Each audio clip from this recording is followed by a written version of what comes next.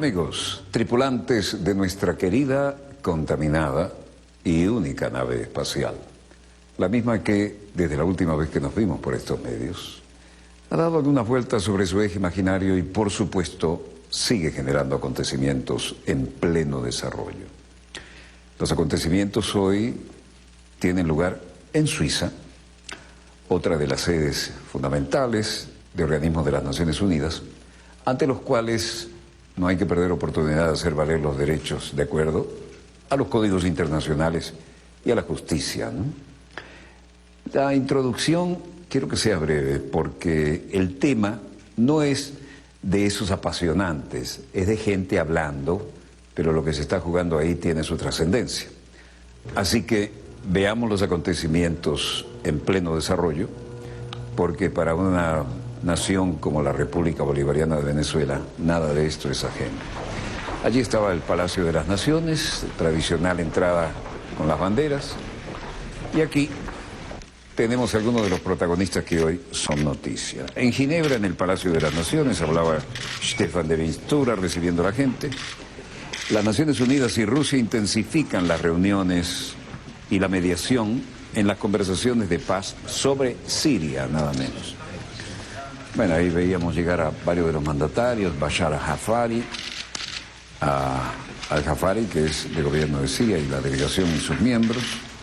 Estaba Stefan de Mistura, el enviado especial de Siria también.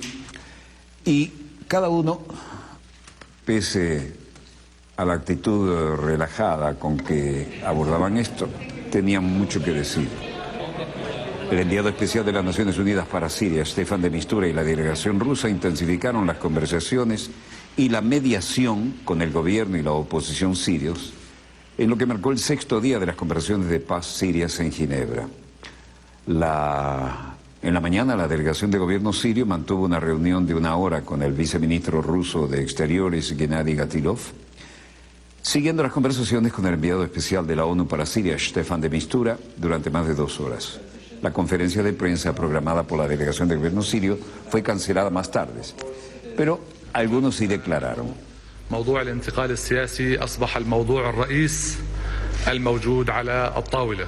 Nasser al-Hariri, titular de la delegación siria, la delegación negociadora, decía: ahora nos damos cuenta de que el tema de la transición política se ha convertido en el tema principal de la mesa. Ha habido realmente profundas discusiones por primera vez sobre temas relacionados con la transición política. Escuchamos a los del equipo de Stefan de Mistura, por supuesto, como ustedes saben, es un tema largo y necesita más discusiones. Y hay negociaciones en profundidad y esperamos que haya avances iniciales. Escuchamos al señor Stefan de Mistura debido a la presión de Rusia, y esto es una señal que puede alentar inicialmente. Hay aceptación para abordar los temas consagrados en la resolución 2254 del Consejo de Seguridad y, lo más importante para nosotros, la transición política.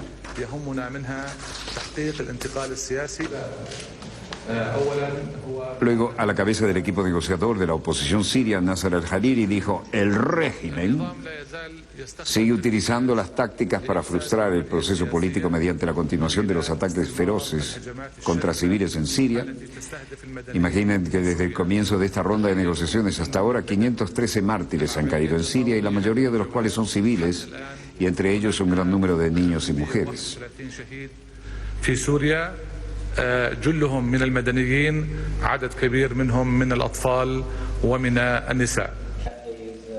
En suma, la oposición siria aprovecha a editorializar acá, dice que por fin se abordan las negociaciones de la transición política. Hariri sostuvo que el mediador de la ONU, Stefan de Mistura, les indicó que la delegación del gobierno sirio está por fin dispuesta a abordar la cuestión de la transición política, a lo que se había negado en forma sistemática en todas las anteriores rondas de negociaciones. Y agregó que la cuestión de la transición política es un objetivo importante para el pueblo sirio, que ha pagado un alto precio por esto. En suma, la oposición siria cita a las Naciones Unidas diciendo que el gobierno está listo para hablar de la transición. El jefe del equipo negociador de la oposición, Nasser al-Hariri, También dijo que habló sobre la transición política y asuntos relacionados con Mistura por primera vez, y podemos decir que hay avances iniciales sobre el tema.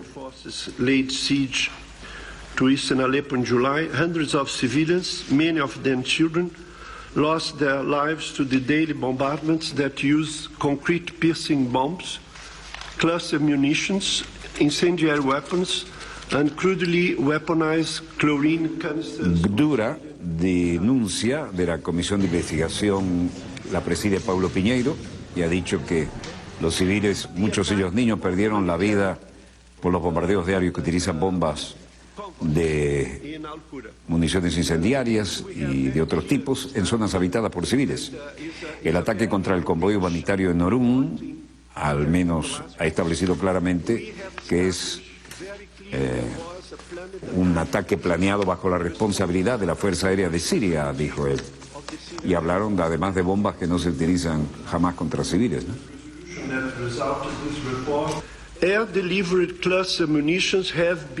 Pablo Piñero hablaba de bombas de racimo, ¿no?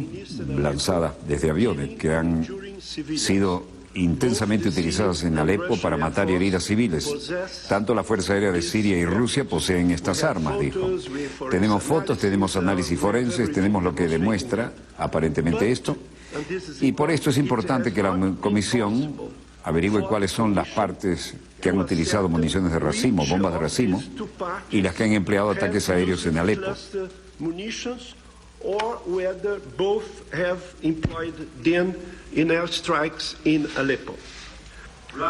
Luego, Paulo Piñeiro dijo que continuo bombardeo lanzado por grupos armados en la ciudad de Alepo Occidental y de Sheikh Maksud, matando y mutilando a incontables civiles, es lo que coincide con las últimas informaciones, y el uso de armas improvisadas y la falta de claros objetivos militares muestran que estos ataques por parte de grupos armados, como los ataques indiscriminados que se llevaron a cabo para aterrorizar a la población civil, según lo cual nadie está a salvo de un ataque en Siria, dijo.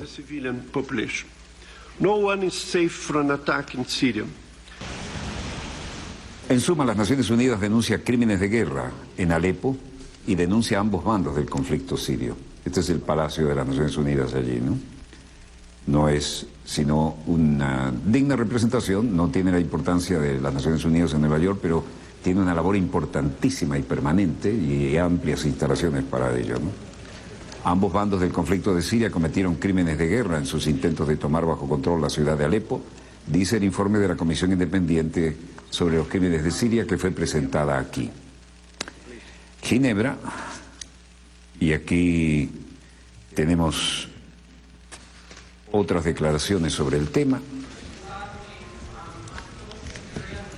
Y sobre esto también se referiría el secretario de Estado de los Estados Unidos, adjunto Edith Barclay.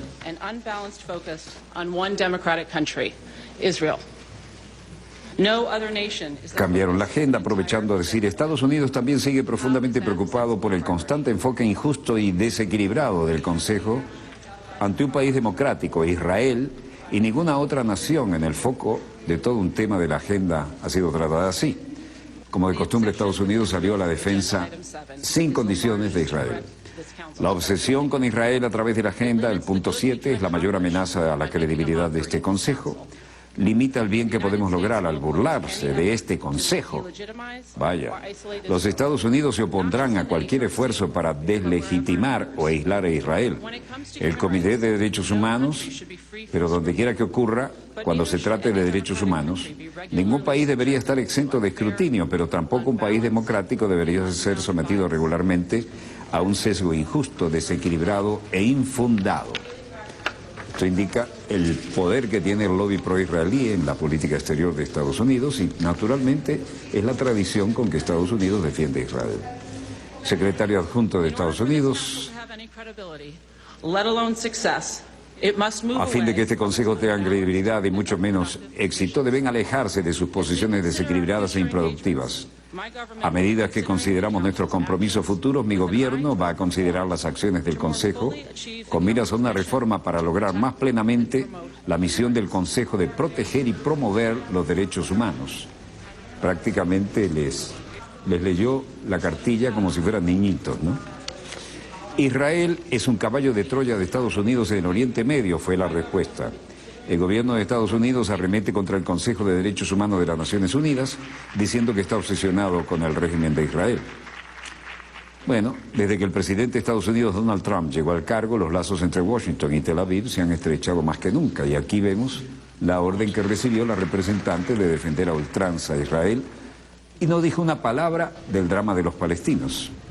Estados Unidos, en la Comisión de Derechos Humanos de las Naciones Unidas, acaba de demostrar, dijeron algunos, la obsesión por Israel, ya que según la secretaria, la postura es esa y no puede haber otra.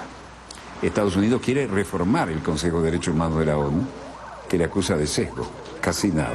En Moscú, la sede protocolar de la Cancillería, no la de las oficinas, y por supuesto Lavrov, el canciller con más experiencia en el mundo, en ejercicio, decía, esta agenda de las conversaciones de Ginebra es cómo se relaciona con el proceso político, se basa en la necesidad de formar una visión unificada de cómo será gobernada Siria durante el periodo de transición. Algún tipo de gobierno de unidad nacional para el periodo de transición, pero debería hacerse, según la resolución del Consejo de Seguridad, solo por un acuerdo común y mutuo entre el gobierno y todo el espectro de la oposición. El proceso político debe centrarse en el trabajo sobre la nueva constitución de Siria y después en la organización de elecciones generales anticipadas basadas en los fundamentos de esta nueva constitución.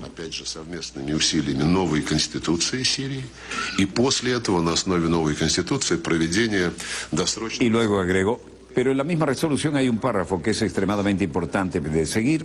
Es una exigencia de llevar a cabo una lucha inflexible contra el terrorismo y separar la oposición moderada de aquellos que eligieron el camino del terrorismo y el extremismo. Difícil de lograr todo lo demás antes de darnos cuenta de quién es un participante legítimo del proceso político y que es inadmisible permitir que elementos extremistas que representan organizaciones prohibidas por el Consejo de Seguridad de la ONU se infiltren en este proceso político. Luego dijo, espero que las conversaciones en el formato de Ginebra no se interrumpan y que seguirán desempeñando un papel importante en el establecimiento de Siria, al igual que el formato de Astana. En suma, Lavrov insta a impedir que los extremistas participen en las consultas sobre Siria. No se debe permitir que en este proceso político entren círculos extremistas de las organizaciones ya proscritas por el Consejo de Seguridad de la ONU. Lavrov subrayó que la agenda de consultas sirias en que se están desarrollando en Ginebra está definida por las decisiones del Consejo de Seguridad de la ONU.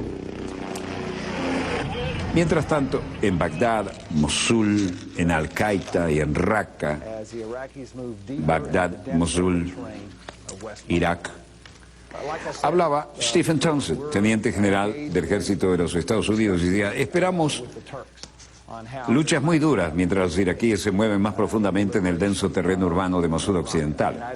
Como dije antes, estamos en conversaciones con los turcos sobre cómo podrían participar en la liberación de Raqqa y no sé cuál podría ser el número de los participantes.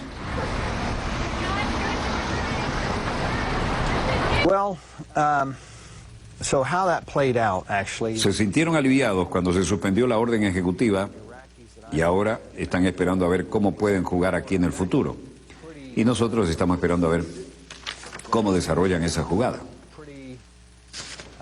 Luego dije, hasta que yo vea la orden ejecutiva en ella, simplemente asumo no comentar sobre algunos temas porque no sé lo que se va a decir. Y personalmente espero que Irak no esté involucrado en algunas cosas, pero no lo sé.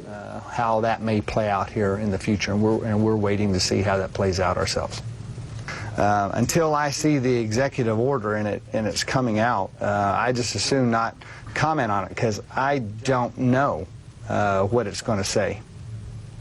Fue tajante y se desmarcó. No sé. Habiendo visto ISIL ahora por sus 2 años más de existencia, no espero que ISIL de repente colapse por una falta de moral. Como dije, hay una porción que se romperá y correrá, pero el resto peleará según lo previsto y peleará hasta la muerte.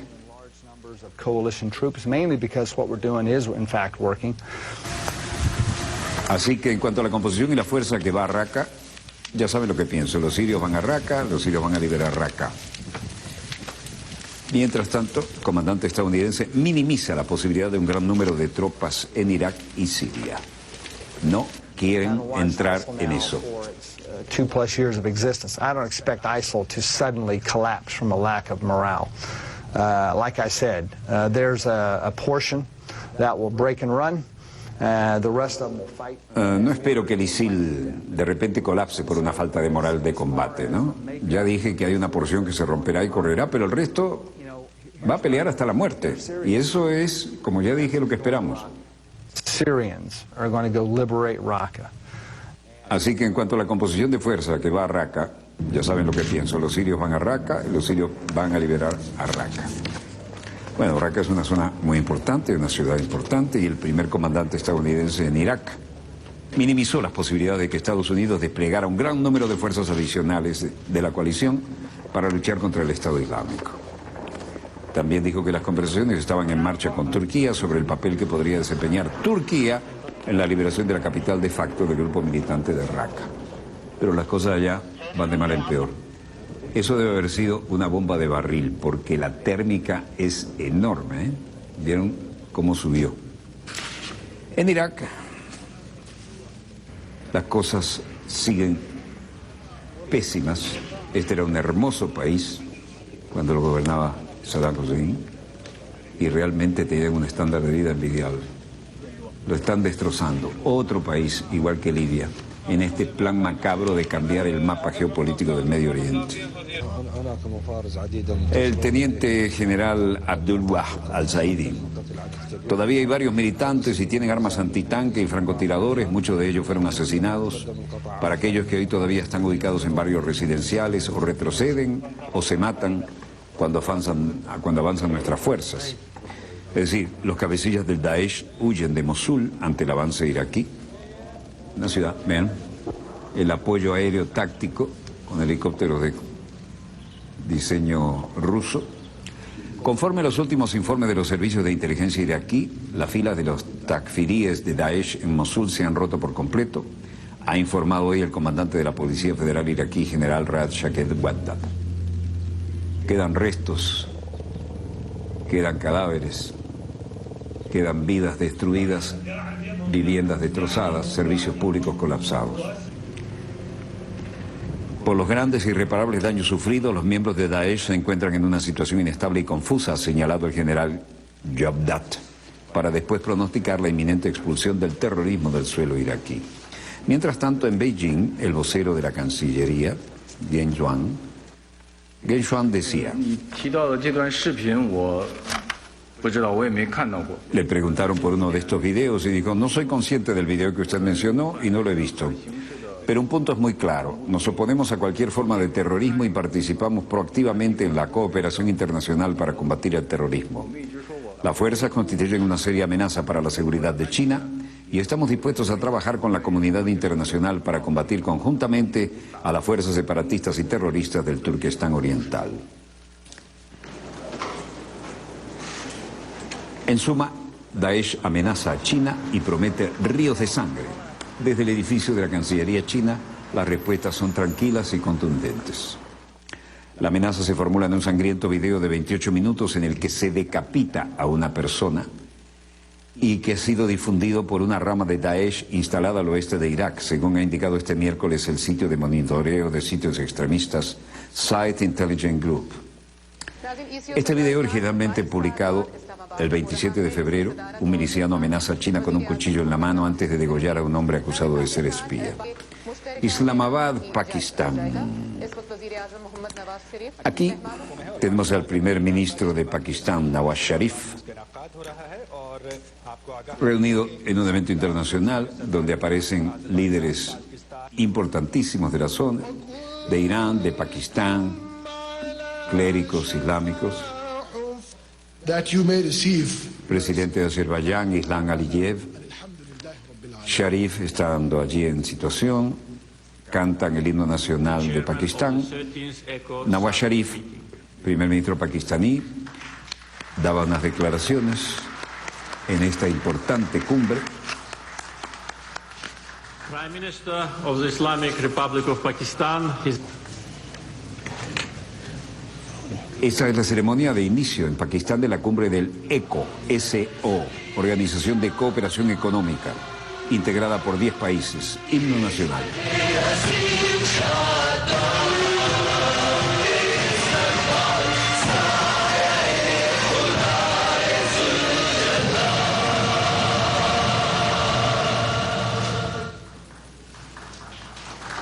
Dieron la bienvenida a jefes del Estado y de Gobierno de Irán, Turquía, Kazajstán, Kirguistán, Azerbaiyán, Tayikistán, Afganistán, Uzbekistán, Turkmenistán, y el primer ministro pakistaní abogó por una mayor cooperación en materia de comercio y transporte y energía y dijo: en esta cumbre queremos enfocar en una mayor conectividad los vínculos comerciales entre nuestros países con el fin de llevar el progreso a la gente de la región ECO.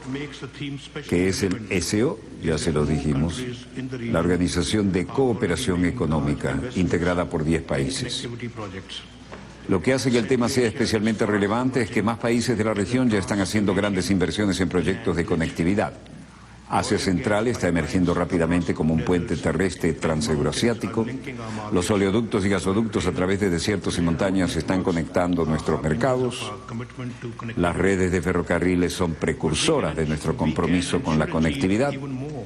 Pero podemos y debemos lograr aún más, uniendo nuestros esfuerzos individuales para una mayor sinergia. Bismillahirrahmanirrahim. Alhamdulillah Rabbil Alamin. Be able to take longer strides in advancing the programs and activities of our.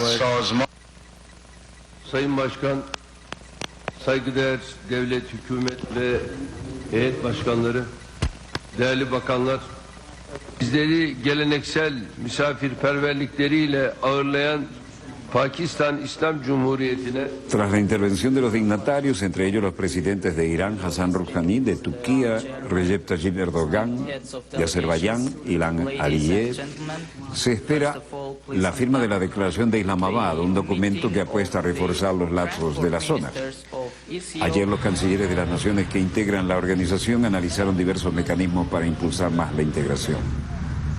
Durante el encuentro, el asesor de Asuntos Exteriores del primer ministro pakistaní, Sartaj Aziz, llamó a eliminar los obstáculos para incrementar el comercio regional. Por su parte, el presidente saliente del Consejo de Ministros de la organización y jefe de la diplomacia iraní, Javad Zarif, exhortó a invertir más tiempo y energía en la implementación de la Visión 2025, adoptada como hoja de ruta para elevar la cooperación.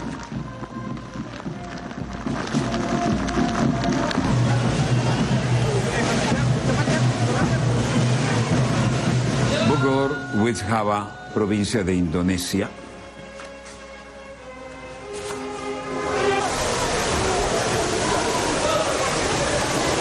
Indonesia y Arabia Saudita están robusteciendo la cooperación multifacética. El rey de Arabia Saudita, Salman bin Abdulaziz Al Saud, llega a Indonesia y es una buena ocasión para que el país sudeste asiático atraiga mayores inversiones para sus proyectos de desarrollo de infraestructura.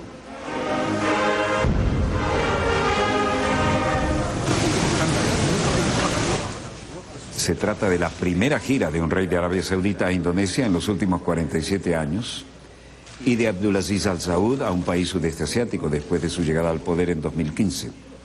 Se prevé que durante la estancia del 1 al 9 de marzo aquí, el rey de Arabia Saudita sostenga un encuentro con el presidente indonesio Joko Widodo sobre los asuntos de cooperación entre ambas naciones.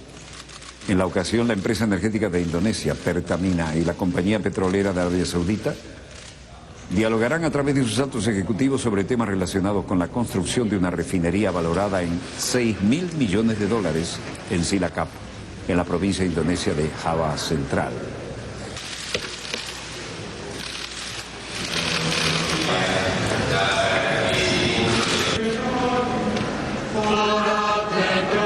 Mientras tanto, en el Vaticano, el Papa latinoamericano vuelve a hacer noticia. El Papa Francisco habló de la Cuaresma y dijo que la Cuaresma es el camino que conduce de la esclavitud a la libertad, del sufrimiento a la alegría y de la muerte a la vida.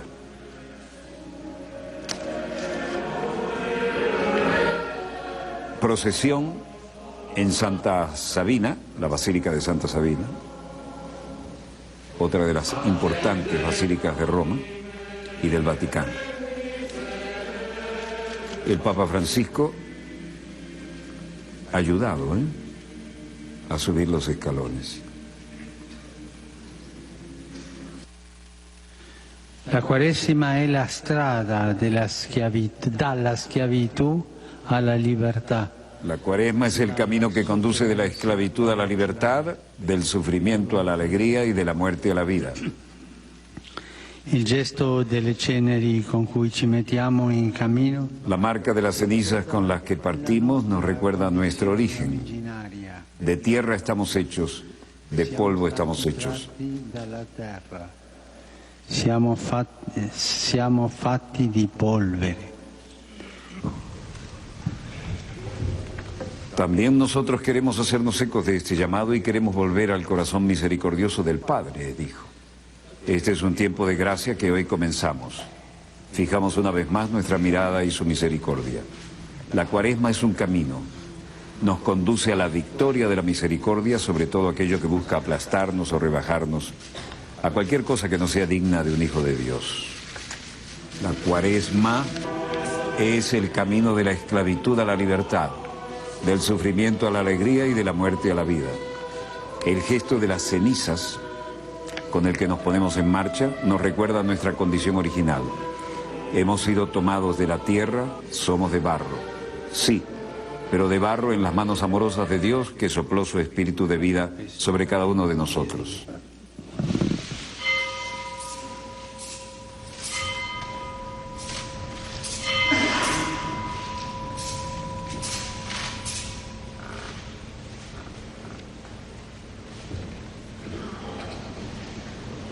Mistero della fede. Annunciamo la tua morte, Signore.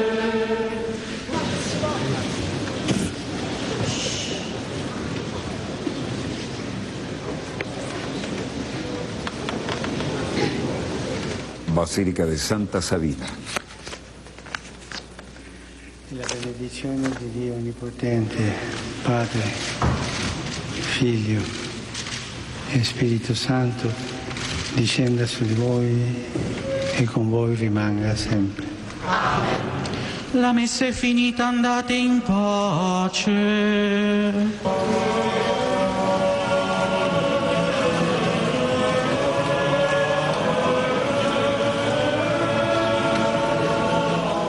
Se recuerda al profeta Joel, que se dirige al pueblo en nombre del Señor y nadie podría sentirse excluido. En esto, primer papa latinoamericano, sigue en los claros y tradicionales rituales de esta fecha y de esta conmemoración. Pero le está dando definitivamente un toque que hacía falta, ¿no? De sangre nueva allá en el Vaticano y de pontífices con un poco más de autonomía, de menos edad, ¿no? Estoy viendo los monitores, no veo nada que mejore lo que les hemos mostrado. Si así fuera, lo bajaríamos de inmediato y lo comentaríamos y traduciríamos para ustedes. Un breve corte y volvemos con más acontecimientos en pleno desarrollo. Ya volvemos.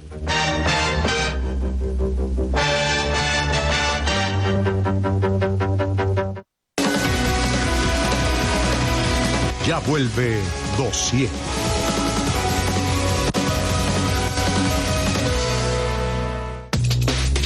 Innovación. Científicos chilenos investigan los secretos de las momias chinchorro. Salud. Recordemos siempre acompañar la ejecución del ejercicio con una respiración lenta y profunda. Inclusión. Le rendimos homenaje en nuestra sección Batallas por la Equidad. Cada día llenamos tu pantalla con esto y mucho más. Temáticos Telesur. Lunes a viernes, 11 de la mañana, por Venezolana de Televisión.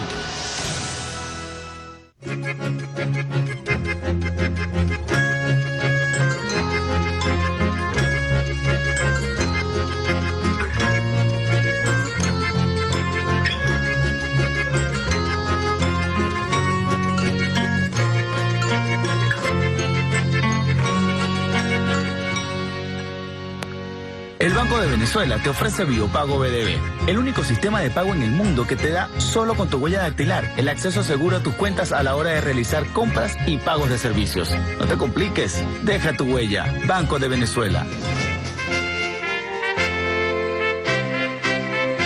Hola. El año pasado, si tu ingreso mensual era de 80.000 bolívares, tu deber era pagar 73.000 bolívares sobre eso.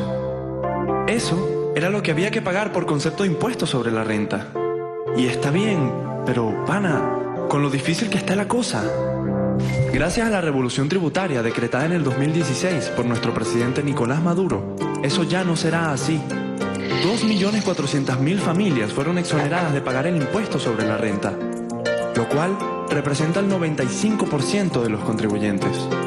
Lejos de ejecutar recortes en los programas sociales, Venezuela protege a los más pobres frente a la incertidumbre económica. Ninguna misión ha sido suspendida. Ante las adversidades, nuestro presidente Nicolás Maduro sabe tomar decisiones. Con él, crecemos todos.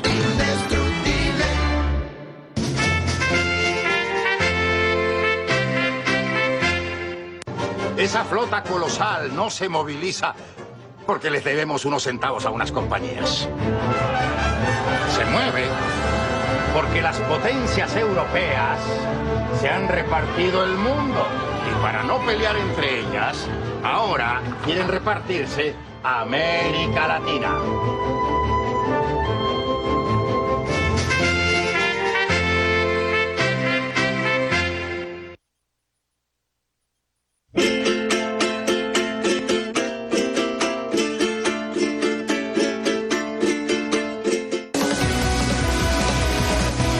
Continúa Dosier.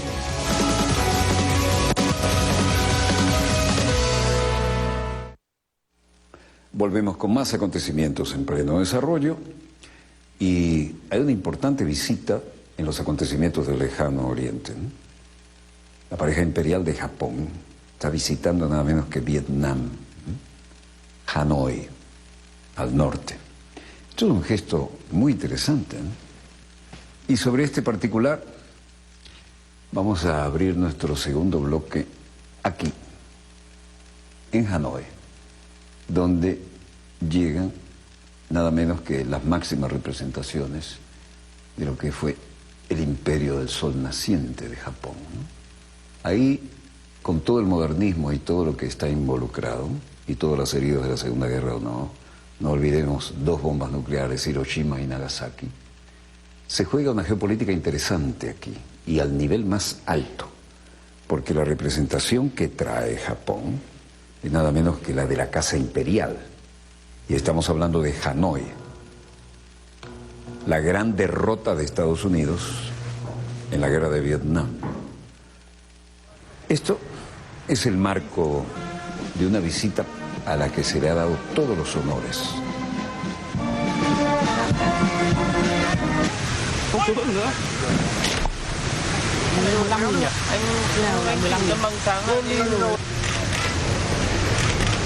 Palacio Presidencial de Hanoi, exteriores, Akihito y Juan llegan y se le rinden los honores de pareja imperial, representando a Japón.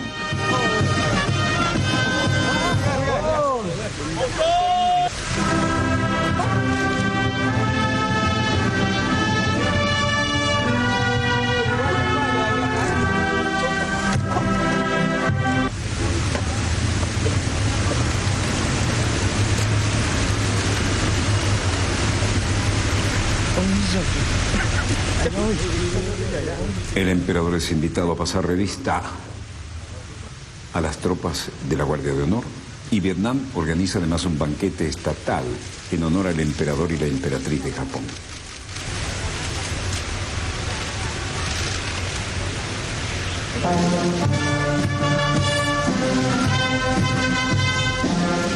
El presidente de Vietnam, Tran Dai Quang, y su esposa organizaron un banquete estatal en Hanoi en honor al emperador japonés Akihito y la emperatriz Michiko.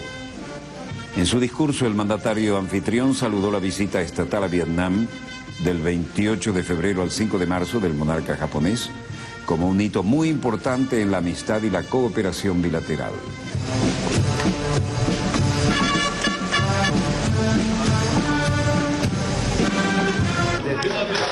tras destacar que la relación Vietnam-Japón está ahora en su mejor momento en la historia, señaló que mientras los dos países celebrarán el año venidero 45 años del establecimiento de sus lazos diplomáticos, los intercambios bilaterales datan, oigan bien, de hace más de 1000 años, cuando el monje Phat Triet trajo consigo las melodías del Ampak desde Vietnam a la antigua capital nipona de Nara en el siglo VIII. En la actualidad, cerca de 170.000 vietnamitas viven y trabajan en Japón. El año pasado, más de 200.000 vietnamitas visitaron Japón y más de 700.000 japoneses viajaron al país indochino. Al describir estas similitudes culturales y los lazos estrechos entre los dos pueblos como una base sólida para los lazos bilaterales, Dai Quang resaltó que Vietnam y Japón no son solo socios estratégicos, sino también amigos sinceros que comparten juntos la alegría y el dolor.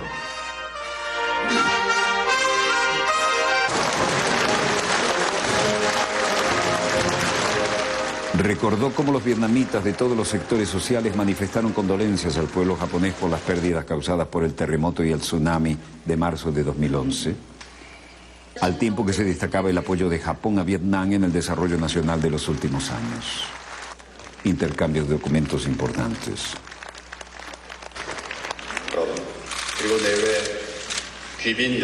Y en Seúl, Corea del Sur, otra importante movida. Primer ministro de Corea del Sur y presidente del acuerdo Hwang Kyo-ahn. El gobierno japonés debe enfrentarse a la historia y tener sinceridad y considerar en educar a las generaciones futuras y reflexionar sobre malas acciones pasadas. Nos esforzaremos por hacer que Corea del Norte se dé cuenta de la inutilidad de sus armas nucleares, reforzando aún más la disuasión y las capacidades de defensa de la alianza entre Corea del Sur y Estados Unidos, incluido el despliegue del sistema antimisiles THAAD.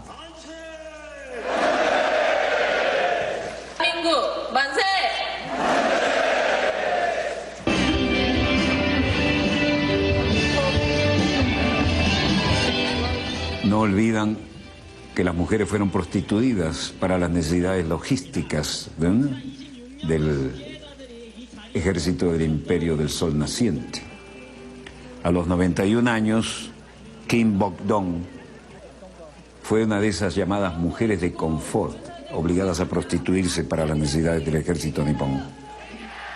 No podemos recibir dinero hasta que el gobierno japonés se arrepienta y se disculpa sinceramente, dijo.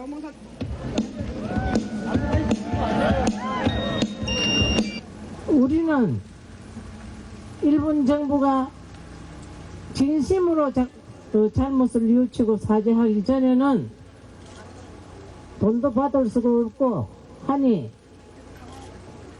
Se intentó compensar con dinero a aquellas mujeres que fueron obligadas a prostituirse para las necesidades del ejército japonés. Un activista coreano del sur de 23 años, Shin Chae-yong, decía: somos nosotros los que debemos recibir la disculpa, pero el gobierno japonés está actuando como víctima y están exigiendo todo y nuestro gobierno está cumpliendo con ellos. Me pregunto si podemos decir que somos independientes. Admitir sus faltas y que se disculpen compensará legalmente a las ex mujeres de Consuelo.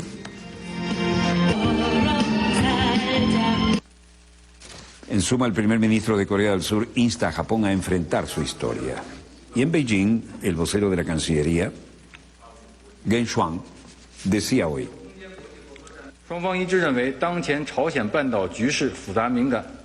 refiriéndose a la compleja, delicada situación en la península de Corea, ambas partes exhortan a los interesados a mantener la calma y a ejercer moderación, a no tomar medidas que puedan agravar las tensiones en la península para desempeñar un papel constructivo en el reinicio del proceso de diálogo. Y China y Rusia han reiterado sus serias preocupaciones y su firme oposición a la decisión de Washington, a la decisión de Estados Unidos y de Corea del Sur de desplegar el sistema THAAD antimisiles en Corea del Sur. Ambas partes instaron a los Estados Unidos y a Corea del Sur a respetar su razonable seguridad. Las preocupaciones son las de evitar cualquier movimiento que pudiera perjudicar sus intereses y el equilibrio estratégico en la región, y deben detener el despliegue de THAAD. China y Rusia continuarán fortaleciendo la coordinación sobre el tema THAAD.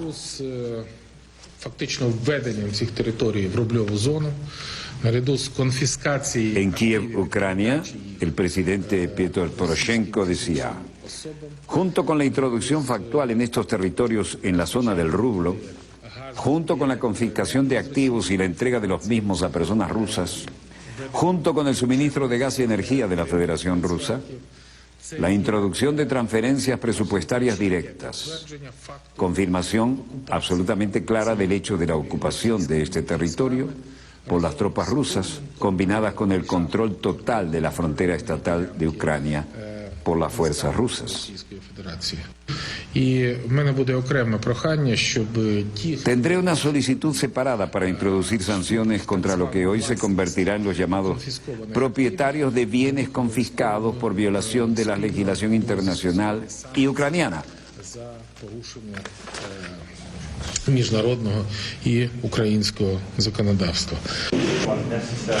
Por su parte, el secretario de Relaciones Exteriores del Reino Unido, Boris Johnson, decía: esas expropiaciones, como la anexión de Crimea, como otros aspectos de la conducta que ha sido alentada por los rusos, es inaceptable y debe parar. Estamos viendo una intensificación ahora de la violencia en la línea de contacto y tiene que parar. Espero que ese mensaje llegue a través alto y claro a los partidarios de las milicias. Ministro de Relaciones Exteriores de Ucrania, Pavlo Klimkin, dice: es otra vez una especie de táctica muy intencional, una táctica muy dirigida a la escalada allí, comenzando con Avdiivka, con el decreto, y ahora toda la influencia sobre la nacionalización. En suma, Poroshenko y Johnson condenan la toma de empresas rebeldes. El presidente de Ucrania, Poroshenko, condenó la incautación de empresas ucranianas en este tipo de país por separatistas prorrusos y la integración del rublo ruso, ¿no? Skopje, Macedonia. El actor Vlanko Petrushevsky decía: no tenemos una segunda patria de reserva, estamos unidos a nuestra Macedonia, es nuestra patria. ¡Viva Macedonia!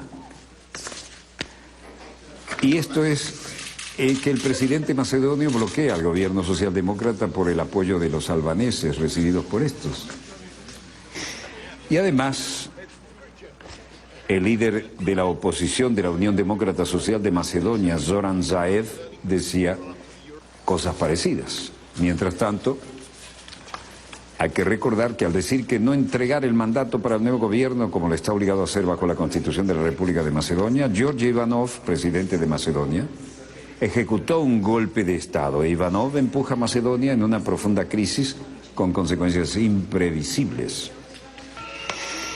Ejecutó un golpe de Estado. Empezó una crisis constitucional al negar la mayoría de votos de los votantes de las 67 firmas presentadas, un total de 120 representantes, elementos al Parlamento de Macedonia, y bloquear la legítima transferencia de autoridad.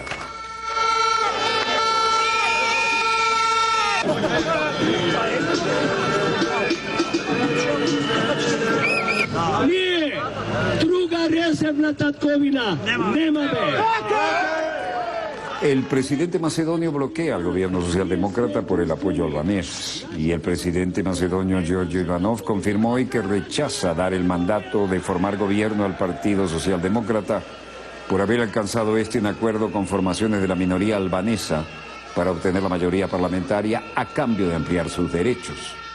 De ahí todas las protestas que hoy tenemos frente a la sede del gobierno.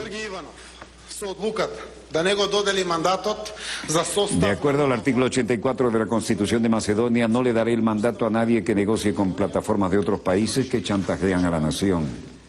Nada más conocerse la decisión de Zaev, muchos ciudadanos de la comunidad mayoritaria macedonia eslava se manifestaron en las calles de la capital del país, Skopje.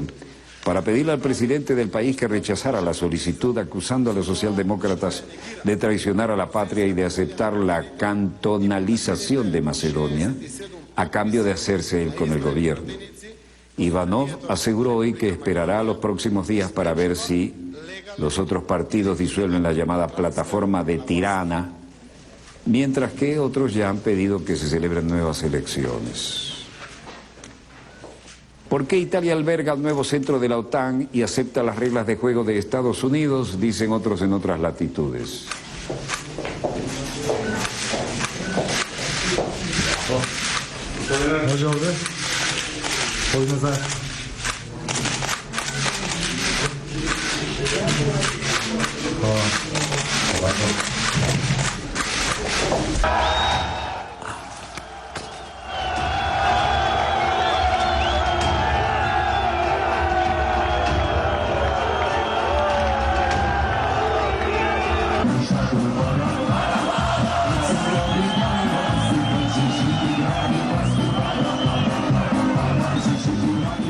Autor de muchos libros en materia militar y periodista de la revista italiana Analisi Difesa, Mirko Molteni también hace preguntas y buscan respuestas en Sputnik. Pero aquí estamos en otros temas. ¿Qué va a salir de todo esto? ¿Quién se incorpora a quién? ¿Y cómo se sale de este exaltado nivel de la población hacia cosas más tranquilas y seguras? Fuerza Aérea Italiana, Lisboa, Portugal. La antigua agente de la CIA, Sabrina de Sousa, entraba aquí en algo que tiene que ver con el orden de la Organización del Tratado del Atlántico Norte, pero que también significa que no puede haber un orden establecido en cuanto al manejo de las tropas en estas áreas si no se tienen en cuenta los intereses también de la OTAN. El autor de muchos libros en materia militar y periodista de la revista italiana Analisi Difesa decía, según el experto, la creación de un centro especializado de lucha contra el terrorismo en Nápoles es importante porque la nueva entidad ayudará a recolectar datos de inteligencia del Mediterráneo y África del Norte. Pero ante todo hay que estabilizar la situación en Libia y disminuir la tensión que afecta el mercado petrolero y conduce a un aumento de los migrantes en Europa, decía el periodista. Acuerdos con las autoridades italianas firmaron hace 60 años cuando el país europeo ingresó en las filas de la OTAN, podrían arrojar más luz sobre la incertidumbre y el problema consiste en que estos convenios son secretos y ahora no pueden ser revelados. Posiblemente sus términos secretos puedan ser desclasificados en 20 o 30 años, pero hasta aquel entonces la OTAN seguirá siendo la misma alianza que lo fue hace 60 años, concluyó la Molnetti. Ainda tem processo em Itália. Depois vamos ver o que sucede nos próximos dias. Obrigada. Continua a defender a sua inocência neste caso? Sempre. Não vou deixar daquela sempre. Obrigada. Sabrina de Sousa es una antigua agente de la CIA y dice, no lo sé, esto es increíble. Y estoy contento de cómo ha funcionado esto después de años de tener una preocupación constante, pero todavía no ha terminado. Todavía tengo el proceso en Italia y tenemos que ver cómo evoluciona esto en los próximos días. Ex espía de la CIA sostiene secuestro del clérigo egipcio para ser liberado. Aquí puede haber un quid pro quo, pero Sabrina de Sousa, de nacionalidad portuguesa, esperaba en el aeropuerto de Lisboa para ser trasladada a Italia el miércoles. Y el presidente de Italia podría considerar un indulto. Lanzamiento, Vandenberg, California, Estados Unidos. NROL 79 mission for the National Reconnaissance Office.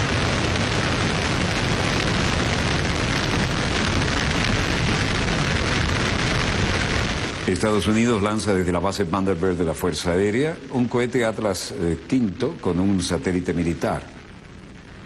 Es un lanzamiento desde la base Vandenberg en California, como decíamos, con el objetivo de llevar al espacio el satélite NROL-79 de la Oficina Nacional de Reconocimiento de Inteligencia, es decir, el espionaje desde el espacio.